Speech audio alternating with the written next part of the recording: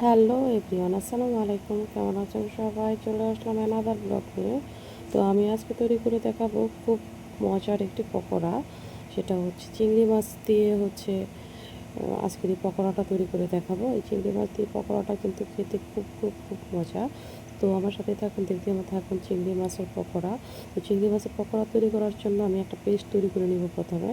তো এই পর্যায়ে আমি এখানে শুকনো মরিচ দিয়ে দিব, কয়েকটা পেঁয়াজ দিয়ে দিব, কয়েকটা রসুনের কোয়া দিয়ে দিব, কয়েকটা কাঁচামরিচ। এখন এগুলোকে আমি একটা পেস্ট তৈরি করে নিব।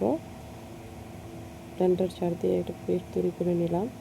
এখন চলে যাব আমি ছোটো চিংড়ি চিংড়ি পেস্ট করা। তো ছোটো চিংড়িও আমি সেম প্রসেসিংয়ে ছোটো চিংড়ি পরিষ্কার করে পেস্ট করে নিয়েছি।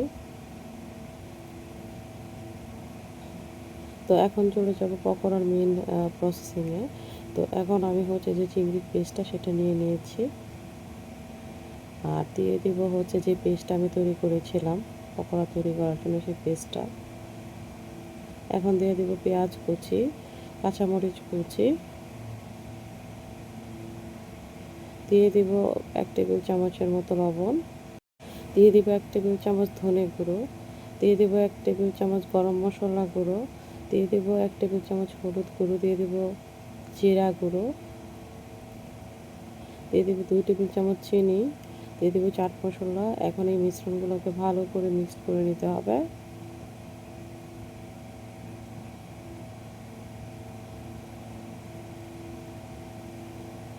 দিয়ে দিব 1 টেবিল চামচ বেকিং পাউডার। আবারও মিশ্রণগুলোকে ভালো করে মিক্সড করে নেব। দিয়ে দিব 1/3 কাপের 3 কাপের মতো চালের গুঁড়া।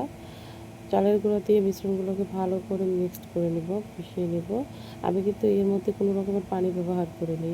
চিংড়ি মাছটা চিংড়ি মাছটার যে অবশিষ্ট ছিল, সেটা দিয়েই কিন্তু আমি পুরা পকোড়ার ডোটা রেডি করেছি। তো এখন এই ডোটাকে প্রায় 10 মিনিটের মতো রেস্টে রেখে দিব। 10 মিনিট পর ফিরে আসলাম। এখন চলে যাবো ভাজাভাজির কাছে। চুলায় একটা প্যান বসায় দিয়েছি। প্যানে রান্নার তেল দিয়ে দিয়েছি। তেলও আমার হালকা গরম হয়ে গিয়েছে। এখন আমি একে একে হাতে চেপে চেপে পকোড়াগুলো দিয়ে দিব। পকোড়াগুলোকে আমি লালচে করে একটু ভালো করে ভেজে নেব। আস্তে আস্তে পকোড়াগুলো উপরে বেশি উঠতেছে, দেখতেই পাচ্ছেন। পকোড়াগুলো মাঝে দিয়ে একটু উল্টে পাল্টে দেবো, উল্টে পাল্টে ভালো করে ভেজে নেব।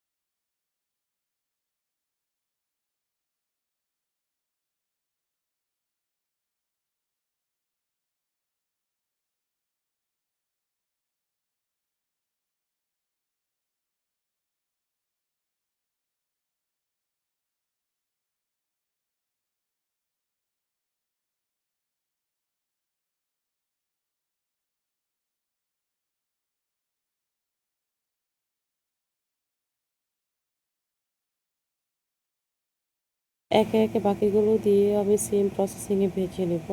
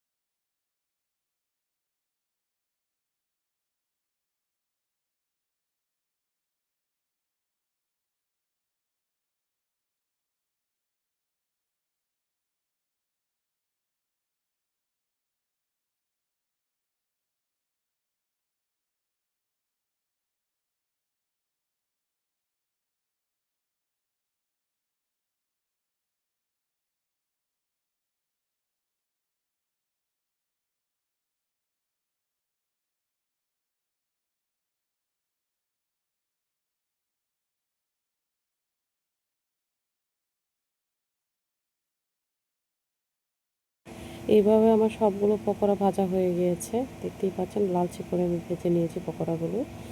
এই পকোড়াগুলো কিন্তু হচ্ছে আপনারা ভাতের সাথে খেতে পারবেন, আবার হচ্ছে কেউ হচ্ছে সস দিয়ে খেতে কিন্তু দারুণ লাগে এই চিংড়ির পকোড়াটা। ভিডিওটি ভালো লাগলে অবশ্যই লাইক কমেন্ট শেয়ার দিয়ে পাশে থাকবেন। ফিরে আসবো এরপর কোনো একটা ভিডিও নিয়ে। সে পর্যন্ত সবাই ভালো থাকবেন, সুস্থ থাকবেন। Take care. আল্লাহ হাফেজ।